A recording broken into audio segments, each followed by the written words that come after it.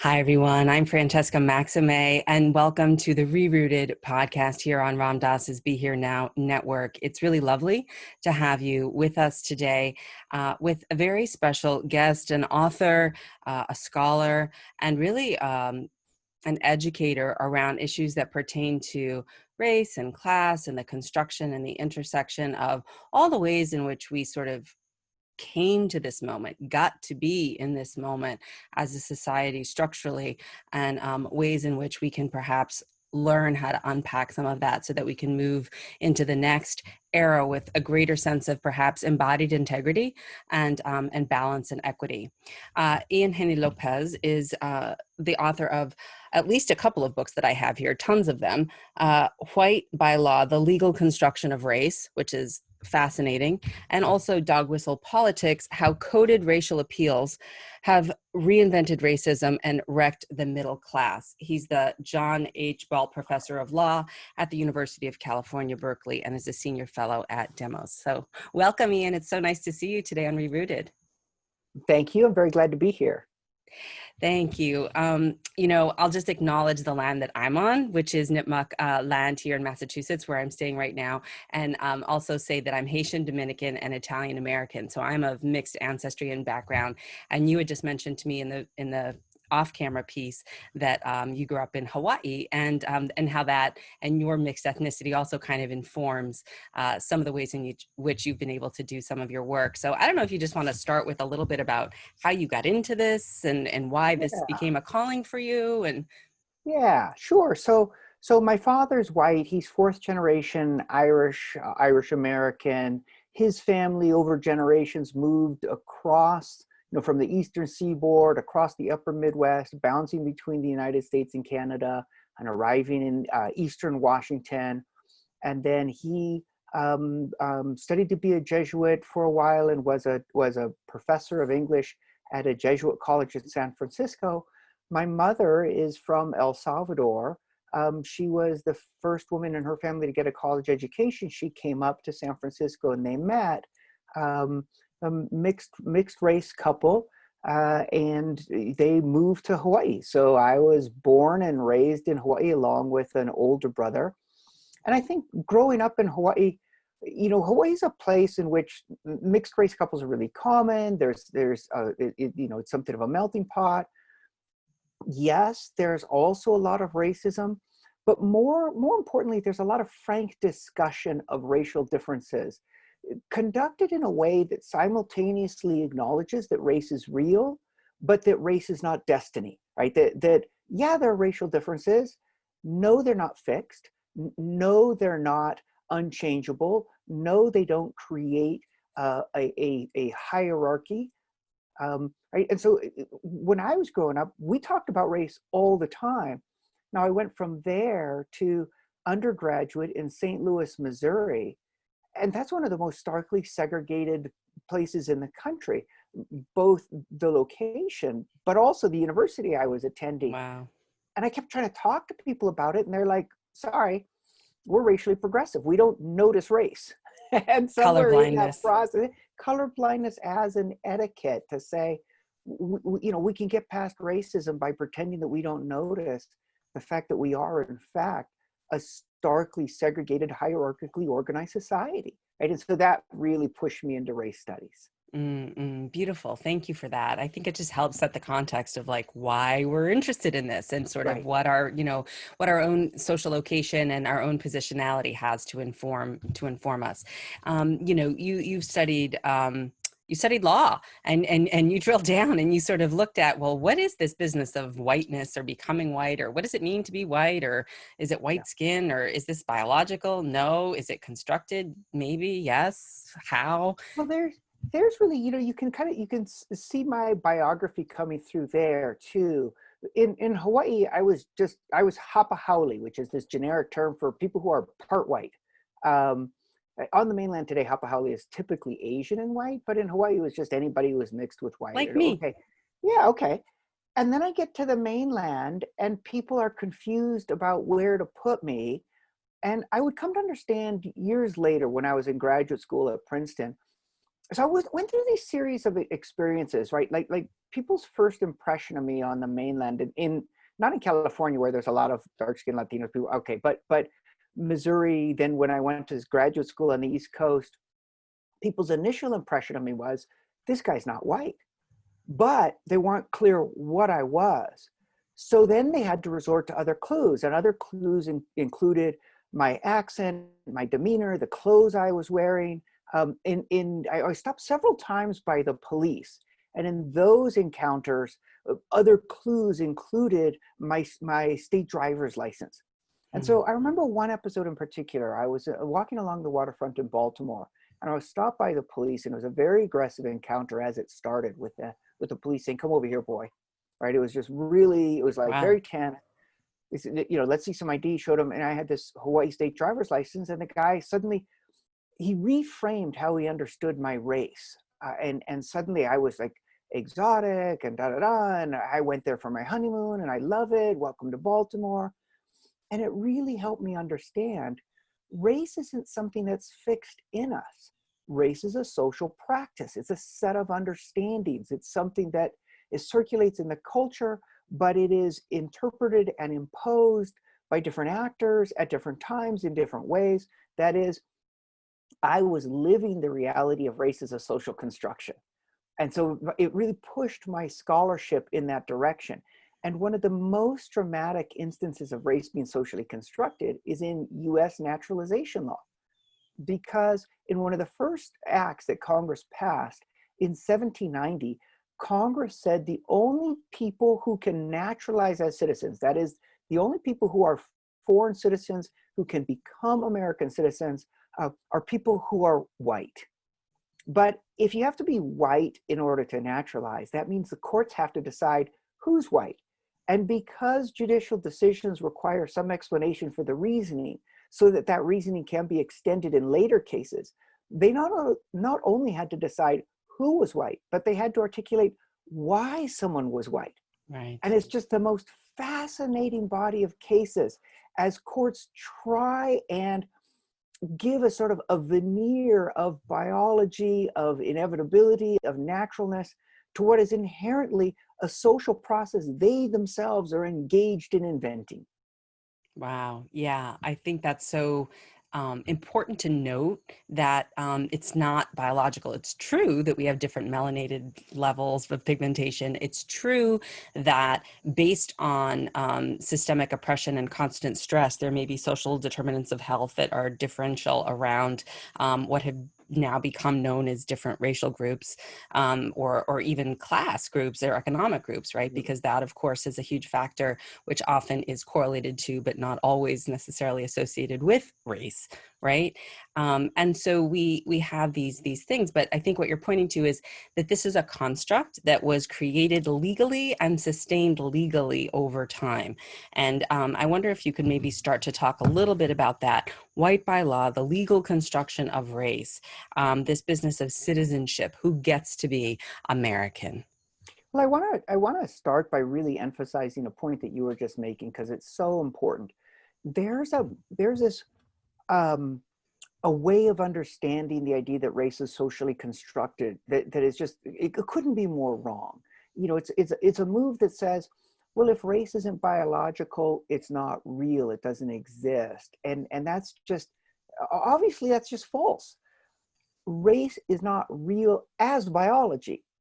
Race is unbelievably real as a set of social practices. We can't look at what our society does to people, the meanings, the truncated life chances, the wanton dehumanization. We can't watch the casual murder of George Floyd and then say race isn't real. That's race. It's just that's not biology. It's what our human society is doing.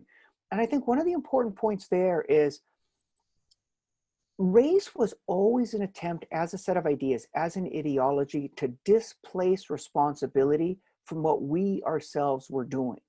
So race was a story to explain why genocide and dispossession of Native Americans was inevitable and natural, and that we weren't responsible for it. Race was a story to explain why the enslavement of millions of people, the kidnapping of millions of people from their homes, their transportation across the Atlantic, and their enslavement here in North America was natural and inevitable, and we weren't responsible for it. That is, the claim that race is a biology is a way to insulate us from responsibility from what we've done, what our society's done. And the move to say, no, this is a social construction. Race is a social practice, is a way of saying, and we are responsible for what we've done. And in some ways, that's condemnatory, but in other ways, it's also emancipatory. It's also hopeful, because what human society has done, human society can undo, human society can repair. And this is one of the most powerful things I think that Martin Luther King said. He was talking about the damage that had been done to Black families through segregation, through restricted job opportunities. And he said, that damage is real, but it's not a function of being Black. It's not a function of biology. It's what we've done. And he said, and what man has done, man can undo, man can repair. And that's the point. To take seriously the social construction, not to deny the realities of racism, but to properly locate the origins of this hierarchy, of these harms, and to say, we must take responsibility, we must engage in repair. Right. Beautiful. Yes. And thank you for emphasizing that point, which is what I intended to say, but maybe didn't come across quite No, you that did. way. No, you did. But, You did. Absolutely. It just reminded me of how important that point is. Well, it is, because I think that what happens is I'll be in a lot of settings, and I work in a lot of therapeutic settings, trauma healing settings, mindfulness settings, and, work with a lot of communities of color, as well as people who have white racial advantage or light skin privilege even, or interracial couples, just a variety of populations, along with the LGBTQIAP plus TGNC population, like just a lot of different kinds of folks that have been oppressed by or marginalized by this system, which centers a certain kind of person and doesn't, have everyone fitting in there. But I guess which I'm glad, but not glad about the oppression about that. I'm glad about the fact that we're all beautifully unique. When you talk about the legalization, the endorsement, if you will, of legally what has happened in order to create, foment, and sustain this. And then we can talk about how this lives in culture, this lives in social interactions. But can you talk about some of the legal pieces that people probably just don't know, because it's not like they're taught in our textbooks? Yeah, I think that the two things are happening simultaneously. That is, social practices are arising very often propelled by self-interested groups. So, what is going to be the relationship between farm owners, plantation owners, and unfree labor? How can they maintain that system? How can they justify it? And it gives rise to slavery that simultaneously is in a feedback loop with law. Right? So that initially you get some laws that say, well, we're going to prohibit fornication between Christians and non-Christians. And you can see that there's this initial move to say, what's going to define somebody as subject to enslavement, subject to a lifetime of unfree labor, unpaid, uncompensated labor for themselves and their posterity, is whether they're Christian, or Christian was being counterposed to savage. But it turns out people can convert pretty easily. It was too unstable a base. So then pretty soon you get to see these laws these new terms begin to crop up, like Negro and white, to replace Christian and savage. Now, even Negro and white, those are still unstable terms, like, because there's mixing going on. Some of it is rooted in genuine affection. Right? It's important to recognize that human beings are human beings, and we recognize and are capable of loving other human beings. A lot of it was a function of power, the power that the plantation owners had over these people who had been kidnapped and stripped of their identity, taken from their homes, taken away from their families, stripped of all power. In that context, what was the dividing line? And initially it was something like, Well, if you were more than 3/4 of African descent. And then later on, as the system developed and became more rigid, it moved to a any drop of blood sort of rule, right? But this is happening in law, but as a codification of what's happening culturally. And it's important that law is learning from culture, because law is simultaneously legitimizing culture. Mm, Maybe the most dramatic example of that right now is the way in which Donald Trump talks about law and order and crime breakers. And what he's communicating there is the power of law to give a seemingly neutral explanation for why these sorts of people are outside the bounds of our care. That why these people are in significant ways not like us. They are law breakers, they are felons, or they are imprisoned, they are incarcerated. Law carries with it this incredible normative force, this legitimacy, like, hey, they broke the law, as in they are fundamentally different from us, right? And right. that's a lot of the work that race does, when it's like, well, the law is unjust, the law is unfair, the way it's being applied is designed to reinforce social hierarchies. That's much more difficult for people to grasp. And so Right. there's that, the cultural power of law. It too is a cultural institution, but it pretends to stand above culture and carry a lot of normative legitimacy. When you're saying that, what I'm thinking, I'm sort of building this little pyramid: law, then culture, and then what I see on top is economics. I wouldn't put Is economics up there. I'd put power up there, power. Okay, I was right? going to Because say like elitism or like yes, greed. Like that's what I mean yes, by it when I mean it. That it yes. really is in service to um, Power. financial extraction, which is wealth, money, power. I think that the financial is a big part of it. The resources, the extraction, the hoarding, right? That's a big part of it. But I think that power is its own thing. Mm, So you think about someone like Donald Trump, or you think about um, um, these different billionaires, Mark Zuckerberg. I mean, does the money matter anymore? I mean, at a certain scale, the wealth is just so immense, and the length of our lifetime so right. short. Sure. It's just there's no. It's not really about the resources anymore. It's about power over others, power vis-a-vis others, in competition, bending others to your will, right? And so, and the reason I want to put it in terms of power is I sometimes when we talk about finances or when we talk about economics, there's the tendency to strip away the cultural elements and to really start talking about dollars and cents, and the sort of cold calculation. Power is instead a fundamentally human phenomena.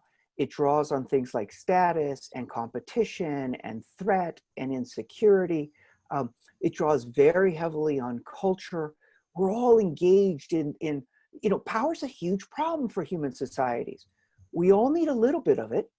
We need enough so that we can make decisions, exercise agency, take care of others, be generous towards others, take care of others when they need it, be in a position to accept help from others when we need it. We need some, but we need to create institutions that guard against the few having too much Abusive power. abuse of power. Yeah, I love what you're saying, because as a therapist, so much of it is, when you're talking about power, crops up in any kind of a therapeutic setting, the Mhm. relational dynamics between a couple, a friend group, a family, whatever it is, who has the power, who doesn't, and then you broaden that out into the community, the town, the city, the village, the state, then you look at it larger. Yeah, go ahead. How the power is exercised and how the power is justified. Mm, And often the biggest challenge to confronting power is confronting the way in which power is justified, because that justification is very often designed to get those of us without power to acquiesce to our relative powerlessness, right? This is sort of fancy language, but what we're trying to say here is the rich exercise or the powerful elite exercise so much power in our society, not through direct violence, not through direct force, but instead through stories about how they deserve to be rich, they deserve to be powerful, and we don't, right? And so it's the stories that we tell. And I can imagine, though this is in my area, that even in relationships, it's, there's the challenge of who has the power, but there's also the challenge of how that power is justified.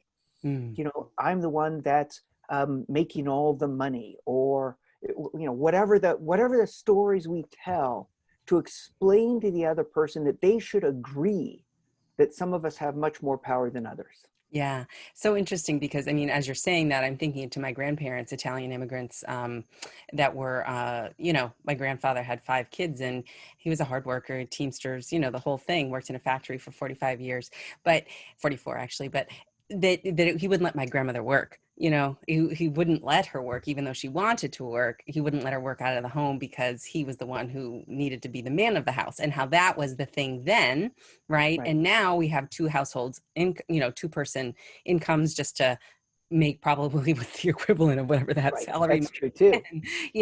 And so it's just interesting, because that was sort of like, I'm the man, I'm the one who says it's my way or the highway kind of a philosophy. And he was great in a lot of ways, but it was that old school authoritarian dynamic between, for example, men and women in this case, in this example. But what you just said reminds me of then this, right? The dog whistle politics, this piece around how the coded racial appeals have reinvented racism and wrecked the middle class. Can you talk a little bit more about how you just said relates to how this works with people in terms of fomenting that you get to, and I get to, and you don't get to do whatever, or have whatever. Let me go back to biography a little bit. So I'm a scholar. I study racism. I started by studying the legal construction of race, how race is socially constructed. But after that, I really wanted to grapple with the question of racism, not the definition of categories, how do we define who's white? How do we define who's black? But what is racism? What is race hatred? How does it work? What does it do?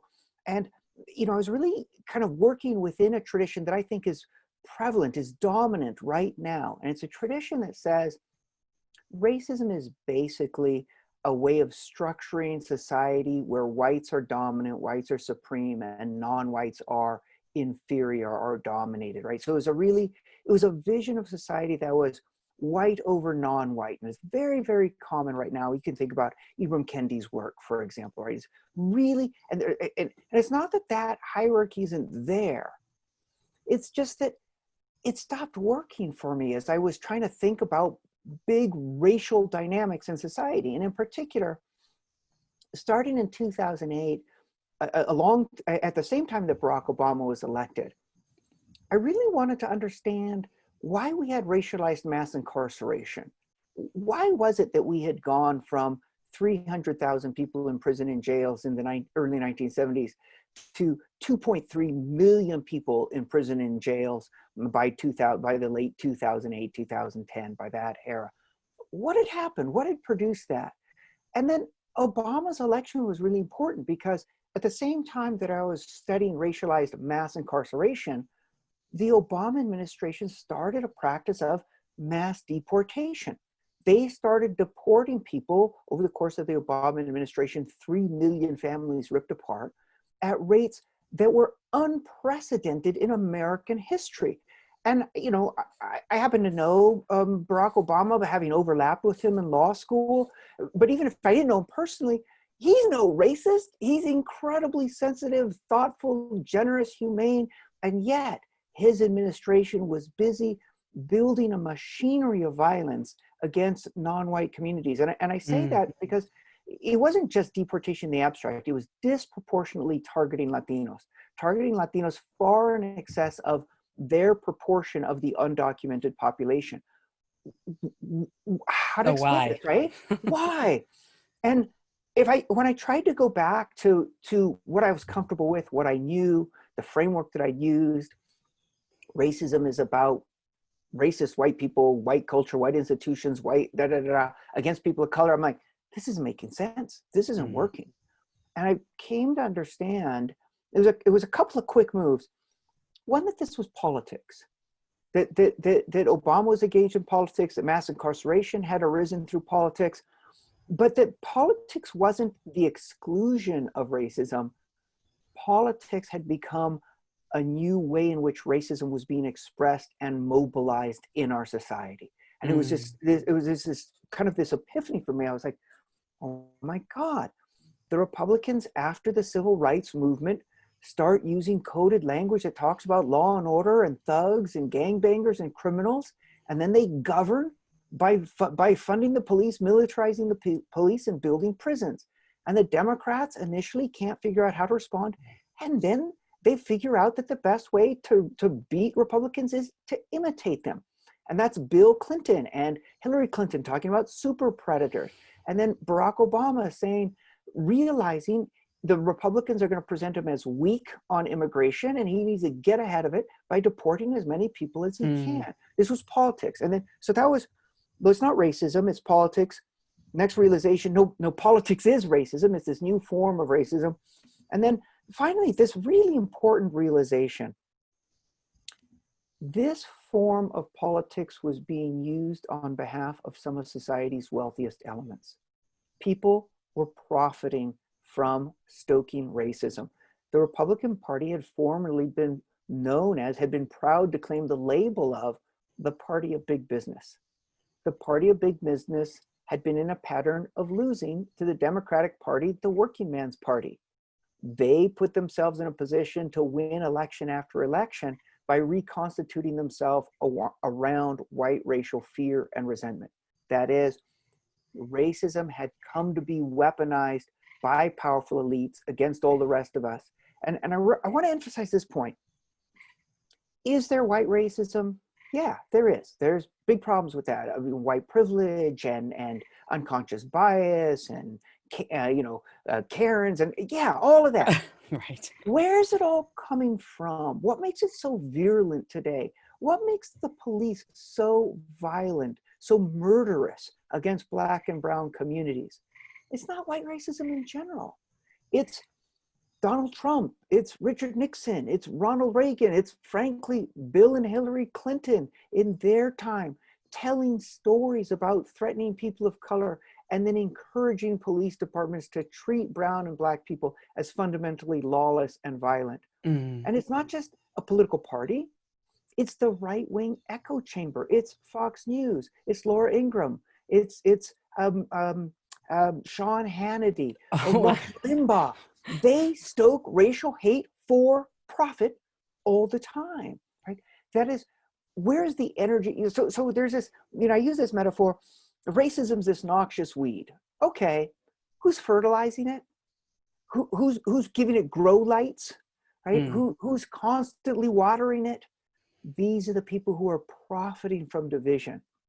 And when we can see profit as a motive, we can start to understand what's happened to us very, very differently in terms of policy, in terms of politics, political parties, in terms of why racial division and conflict is so bad, and also in terms of economic suffering for the majority of Americans. Yeah, I mean, I think those are that triangle, or if it is I think it is. Yeah, that's important to emphasize. And as you're talking, I had mentioned off camera before, and some of the listeners and viewers know this and some don't, but I spent nearly 20 years as a, news anchor and a reporter, and I've worked for, Fox, and I've worked for NBC, and I worked for... You worked for Fox? I didn't know that.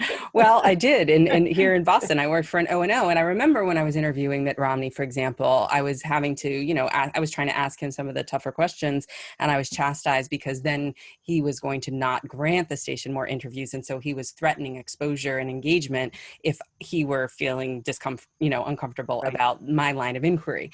And, and so therefore I became the pariah within the station. And so it would go on like this. And then I worked for Tribune stations and Sinclair stations, which are very similar in mindset. And And even in other arenas, just the whole idea of suicide by cop. Whose mugshot do we put up? What Right. stories are we reporting? How it's the framing of the story. I remember, as a member of the National Association of Hispanic Journalists many years ago, when I was lobbying for the whole idea of undocumented workers as opposed to illegal immigrants as the de facto Right. term to sort of Right. have be used in print, digital, and broadcast media versus the one that in fact won out. And, I mean, this speaks to the combination, the sort of conjoined twins, to use Ibram Kendi's phrase of, the way in which, in his book, what does he say? It's racism and I forget that other twin there, but the point that media and politics are very much intertwined around this idea of influencing culture. And then from a somatic psychotherapeutic standpoint, for those who listen around those ideas, the way in which that influences our limbic system, our amygdala, which is what gets fired up and what grows, which is Yes. our oldest part of the brain, which is our fear center, and the way in which our limbic system stores memories, which is the way in which we kind of capture images and the way that we capture our sensations in our bodies when we're taking in what's on the TV or seeing whatever it is that's happening out there in the streets. And then the way in which a narrative that then gets fed into that can strengthen what we'll call a hardened thought or a belief, which then lead us to come to a place where we feel as though law and order might be the right way to go and not inquired more deeply about that. So there's a whole So physiological important. parallel that goes along with that. And so shifting from, point A to point B requires a real look on the inside out, I think, as well as the outside in. Yeah.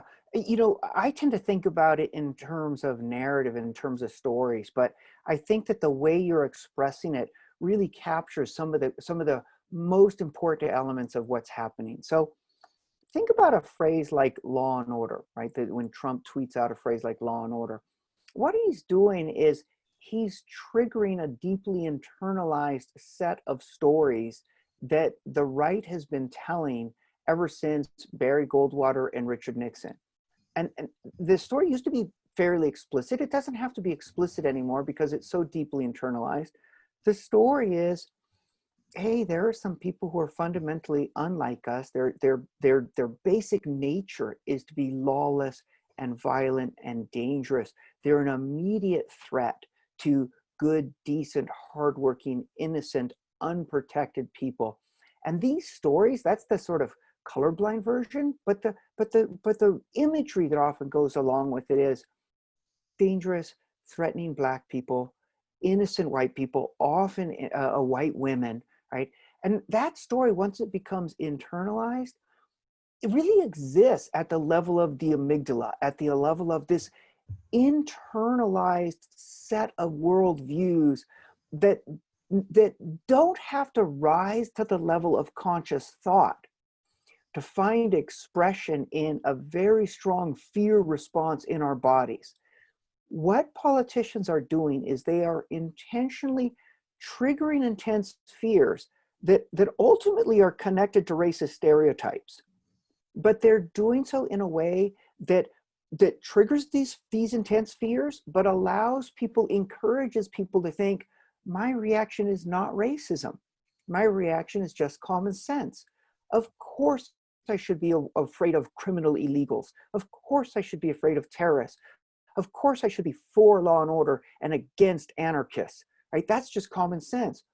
When the source of that, of the sort of, the sort of the rush in the body, that intense, the sort of visceral fear, that is ultimately these racist stereotypes that we've internalized about African Americans, about Latinos, frankly, also about Asian Americans, about the Mm-hmm. Chinese, right? Donald Trump is doing a lot to redirect attention away from his failed response to the pandemic onto China. And he pretends that it's China as geography. That's where the disease arose. But people aren't afraid of China as a geographic matter. They're afraid of China because we have these internalized racist fears about the Chinese, about Asians also that can be triggered this way, right? But these are the physiological responses that they're attempting to trigger, knowing that people are driven foremost by fear, and that it's very hard to step back from fear, step back from a sense that we're under threat. Yeah. And I think also othering is a feed to narcissism and elitism, which can be a way to make yourself feel better. And so if, I can not be that, whatever that is, whether it's Asian or whatever it is, and I'm not that, then there's a way that I can feel better in a way. In terms of the fear response, in terms of like, I'm safer because I'm feeling safer. My perception of safety is that it's greater, as opposed to opening up and questioning and being curious makes me feel vulnerable. And then I'm like, wait, I don't know. Maybe I'm tender. I feel like I could be attacked. Maybe I'll be lumped into one of them. And Maybe then you'll be bumped into one of them. that goes into the whole limbic response, in the way in which the body then says, no, it's safer on this side. And I'm going to be more, I guess we would call it in relational life therapy language, the adaptive child, the part that's more rigid, less flexible, less curious, less open-minded, and less open to possibility. So interesting. I, um, I tend to express a very similar insight, the more in group terms, in terms of thinking about status competition. But you're absolutely right. All of us are asking questions about, where do I fit in this society? Who threatens me? Who are my allies? How can I be esteemed? How can I avoid being demeaned and denigrated? We're all asking those questions, and I think you're kind of expressing it in this language of sort of personal identity. I would think about it. I think it's very closely related in this more group-based. What group am I connected with? How are they valued? This is such an important point. Let me tell you something that I think will probably surprise you. I'm assuming it's going to surprise your listeners. So for the last 3 years, I've been working with communication specialists and working with national pollsters to run surveys and focus groups to figure out how we can tell a new story so that we can reject division and come together. And in that process, I've been testing the power of the right's racial fear messages to see just how effective they are and with what audiences. And here's what's stunning. We already know that the majority of whites are convinced by these fear stories. The same proportion, the same percentage of African Americans are also convinced by them. And just slightly more, but effectively the same proportion of Latinos are also convinced by them. These racial fear stories are convincing to the majority of Democrats and the majority of union households. So we might, I think a lot of people as progressives want to tell themselves this story in which nobody's going to believe the language about criminal illegals and Muslim terrorists. Everybody understands it's race. And if people support those messages, they must be racist. They must be closet Klan members who just won't admit it. That's just really wrong. Right? Latinos, African Americans, union households, Democrats agree with, find convincing those stories, because we're all trying to position ourselves in terms of like, how can I feel good about myself? And here you've got these political leaders saying, some people are deserving, some people are hardworking, some people contribute, we need to take care of them, but some people are dangerous and undeserving and a threat, and we need to keep them out, and we need to build a wall against them. And people are like, where do I fit? Right? Yeah. And it's like, we so want to be like, we want to be esteemed. We want to have a value on us. That's what makes this sort of messaging so dangerous.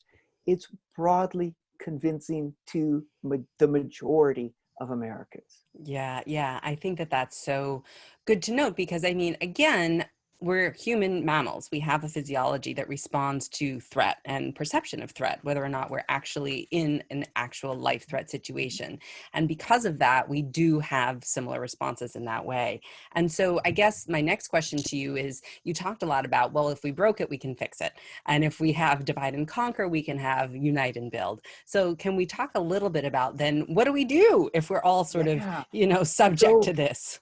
So the good news is, through these focus groups and through this polling, we were actually able to come up with a story that is very effective at defeating this sort of fear-based politics and building a sense of human connection. And here, let me reference my most recent book. It's a 2019 book. It's called Merge Left: Fusing Race and Class, Winning Elections and Saving America. And let me also mention, and this might be a more immediate resource for your audience, raceclassacademy.com, raceclassacademy.com. It's a website in which I've uploaded a series of 12 very short videos plus discussion guides to try and break these ideas down into really digestible chunks, but also give people the tools they need so that they can think about it and talk about it with others. But here's the basic idea. We can build cross-racial solidarity once we understand that other people, that our neighbors are not the threat, that in fact we have more in common than what divides us, that the real danger in our lives comes from powerful elites pushing racial conflict and racial division, and that the solution is for all of us to come together, not in a sort of kumbaya, hallelujah, easy, but there's a lot of hard work, but bridge the differences. The differences are real. Bridge those differences, because when we bridge those differences, that's the only time we can actually take care of each other and ensure that our families are taken care of.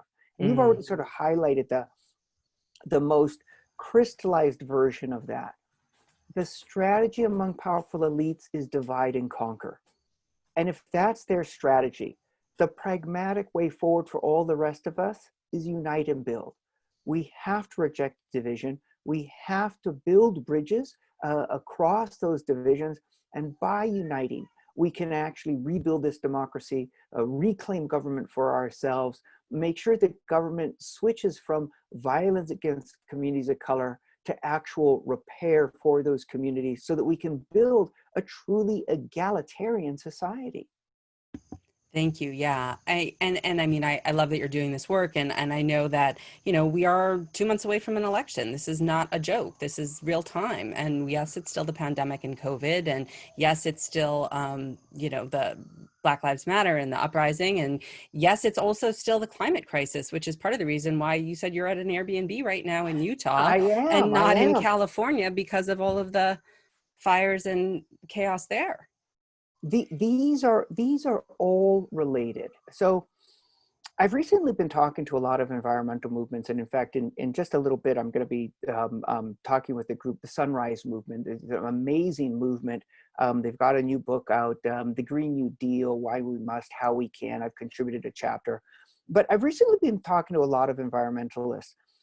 And one of them, Elise Lane, said something to me that really crystallized it. She said, look, our government and our economy right now is being run by a group of people that are more interested in profit than in protecting the planet, making sure we have a survivable climate for our children and our grandchildren, even for their own children and grandchildren. They care more about profit than the survivability of the planet. Why would those same folks sacrifice profit in order to protect us from a pandemic? It's the same group. These people who are running our country do not fundamentally care about the majority of us. They care more about their profit. They care more about their power. These things are really, really deeply connected. How then do these greedy, self-interested individuals who are power obsessed stay in power? Through divide and conquer, right? So, and this is the reason I'm talking to the environmental movement. You think about somebody like, you think about the Koch brothers, right? So the Kochs own, one of them recently deceased, but they were the owners of, one of them continues to own, the largest privately held petrochemical conglomerate in the United States, worth billions of dollars. Their profits depend upon continued extraction and burning of fossil fuels. The more they can strip away regulation and pollute the environment, the more barrels of money they can make for themselves. How do they continue to profit from pollution? They fund grassroots white supremacist racial resentment groups. They funded and helped create the Tea Party movement, which was anti-immigrant, anti-Muslim, anti-Black, and anti-Obama as their strategy to continue reaping whirlwind profits from petrochemicals. Right? So the strategy of the wealthy elites right now is to sow social division and discord, primarily around race, but not exclusively. All of these culture war politics that we're seeing around gender, around abortion, around religious xenophobia and the place of white evangelicals. All of this culture war politics is being cynically funded and promoted by powerful elites who understand that when we were fighting our neighbors, we have very few defenses against the rapacious elite who are busy running the system for themselves. And they're not just running it in the sense of like, wow, gross economic inequality. They are they're pushing the planet towards climate collapse. We are right now experiencing the harbingers of climate collapse. And their response, roll back environmental regulations, make more money for themselves. So the pandemic and the way in which 190,000 deaths for average Americans, boom times for Wall Street, or climate change. And it's, the devastation and the wildfires in California and hurricanes in the South and Southeast, and yet boom times for Wall Street. All of this is fundamentally connected to increasing racial division, the murder of George Floyd. It's a politics that says fear and resent people of color, that's your real enemy. That has generated a divided electorate that has allowed the rich to continue to run the economy and the environment for their profit rather than for our protection. Yeah, I really appreciate what you're saying, because part of it is distraction and then part of it is just hate, right? Like a real aversion, meaning like what you're distracting it with isn't just ice cream, it's like racism, and that's deadly. Right. But part of it, I remember after 9/11 when I was reporting, there was a whole upsurge and, the whole idea of like okay magazine and like People magazine and like these kinds of like the reality TV shows and things like that. And it was like this whole distraction, while at the same time we were also not being able to show the coffins that were coming back from the Middle East, and that we were not allowed to kind of actually report what was going on and what was happening in terms of once we sent troops over there. And so it's just so interesting that all of this is sort of in service to keeping the focus of attention on what it is. And again, for the listeners and the mindfulness people who listen and practice mindfulness and stuff, this is why we practice mindfulness. It's to steady our attention, to stay grounded, relaxed, and alert, and include in our panoramic awareness that mindful, friendly curiosity around what else? Is this so? When we ask that Zen koan, when we kind of inquire that, when we lean into that, it begs for us to see, is this true in my own direct experience? And as we continue to practice, it's around, well, what is my perception based off of? Yes. How is it that what I'm seeing may not be what someone else is seeing, or what another living being like a deer or a cat is seeing? How is that different?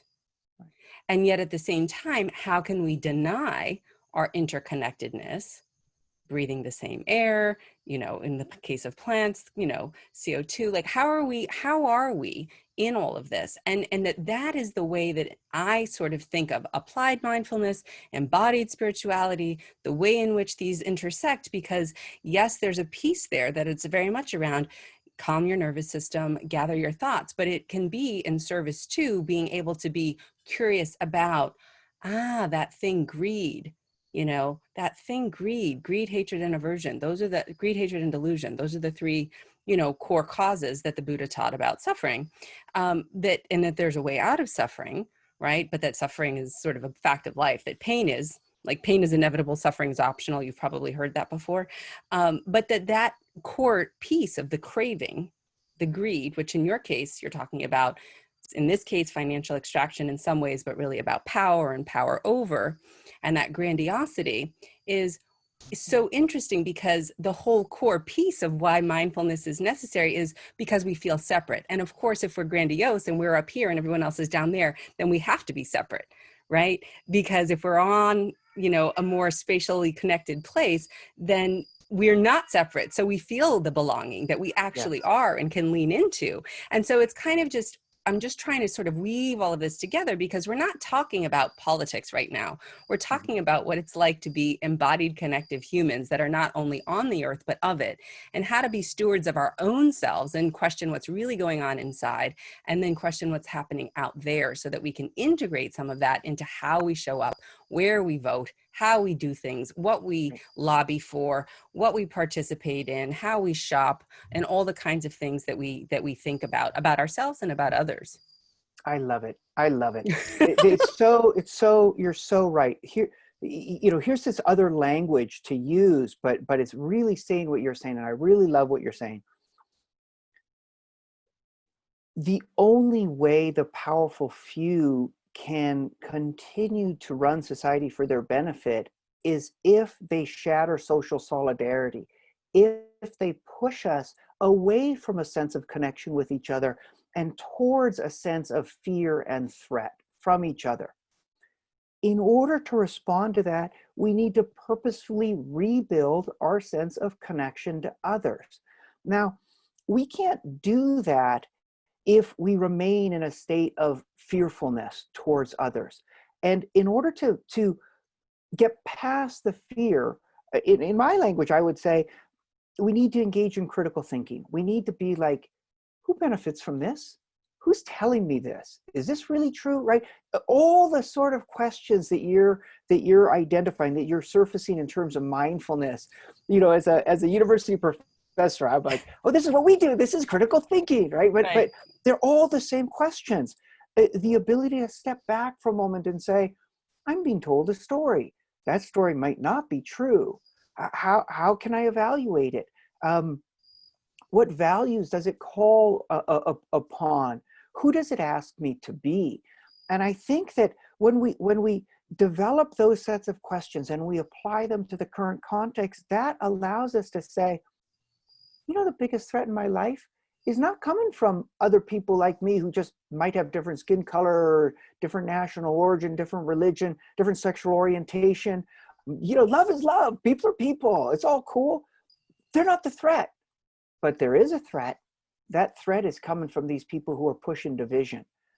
Let me instead understand that building connection, it's not just this ideal. It is the thing I need to do to protect myself and to take care of my loved ones and to build a sort of the most capacious sense of neighborhood that I can, right? And it's very, right, this is what we're doing. Here are the core questions. Who am I in the society? Who threatens me? Who are my allies, right? They're all relational questions. And what Donald Trump is saying is, hey, maybe you're a good, hardworking person, but you're under threat from these dangerous, lawless, violent others. And ultimately, you can't count on government because it betrays you. So your real friends are the rich and powerful, the job creators. That's their story. Progressives need to say, well, who are we? We're all people who are doing the best we can, and I want to take care of others if we can. And who threatens us? People telling us that our neighbors are actually a threat in our lives and are pushing division. And who are our allies? Everybody who will work with us to make sure that we can take care of our own family and that we can help work with them to take care of theirs as well, right? This is a story about how we build connection with others, and then also how we build connection with the planet, right? Who are we in relationship to this planet? Who are we in relationship to animals and plants? Are we fundamentally separate, or do we have that sense of connection? Right. I love that we sort of came full circle. And I mean, I think that a lot of the things that I talk a lot about are, more collective ways of thinking, that other societies are structured differently. We sort of have this meritocracy and this, idea of, go west, young man, and, sort of make your way and pull yourself up by your bootstraps. And all of those are the kinds of narratives that we've talked about. And that from a mindfulness perspective, we have virya, which is sort of this like discipline, this energized sort of sense of like commitment to something. Like if someone's getting a PhD, you would want to have a certain quality of that, right? An effort, a commitment, a passion that's directed, but that's not the same as just saying, it's all about me and, I exist as an island, right? And we know this is not true because we literally come out of wombs connected to another human, and we forget that. And so, I think that for the invitation that you're offering is there are ways in which when we are able to check and see where is this really coming from and really look at the way in which we can do it in our neighborhoods, in our communities, in our families, that we can start there. We can go to your raceclassacademy.com. We can certainly find out more about the teachings there. And again, invite the inquiry, because the feeling of separation is in some ways an evolutionary glitch. We've talked a lot about this in other podcasts in terms of the way in which we have a negativity bias, the tribal communities of 150 people. And if you don't quite look like me, or I haven't seen you before, then I may want to check twice about whether or not you're the right person and those kinds of things. But that we have other things now that we can come online about and we can use to check that. So it's just a really beautiful invitation. And I know we're out of time, but I just want to invite you to sort of have any parting thoughts or closure around this conversation today. I guess I would say I've really enjoyed the conversation. I really enjoyed the conversation. I think that that it's one of those experiences in which we're using different frames and different vocabulary, but the core intuition is the same. So I would distill it to this: social solidarity has to be our North Star. And this is an ideal that honors our deepest values, but it's also a pragmatic requirement. We can see clearly now that our major social institutions have been hijacked and now fail the majority of us and fail the planet. We have to rebuild our social institutions. What can be the guidepost to help us rebuild? The idea that our fates are linked. Our fates are linked. Social solidarity is key. We've known this before. The unofficial motto of the US president, the motto on the seal of the US president is e pluribus unum, out of many, one. When that motto is violated, our society ends up being ruined for most of us, our planet ruined for most of us. We have to embrace the idea of social solidarity, out of many, one, linked fate. That has to be our North Star. Beautiful. Ian Haney López, Unite and Build, all kinds of amazing scholarship out there. And again, your website, Race Class Academy, you have multiple websites, but that one in particular. And we'll be sharing your other links as well online. Thank you so much for joining us on ReRooted today. It's my honor and pleasure to include you. And thanks for sharing your wisdom. Thank you. I really appreciate it. I've genuinely enjoyed this conversation. Take good care.